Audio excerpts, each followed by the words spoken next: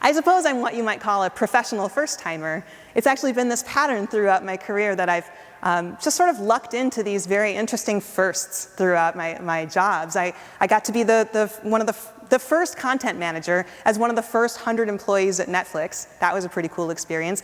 Before that, I had actually built the first intranet at Toshiba. And before that, I had built the first departmental website at the University of Illinois at Chicago. And then later went on to found the first of its kind strategy and analytics firm, working with interesting clients like Symantec and Adobe and the Grand Ole Opry and some very, very cool clients. So that's been really interesting. But what's really cool about that now is being able to take all of that, the pattern of that sort of trailblazing, and turn it around and help you be a trailblazer too. Help you be a professional first-timer too. Be able to look at all the opportunity in your space and say, what could we do?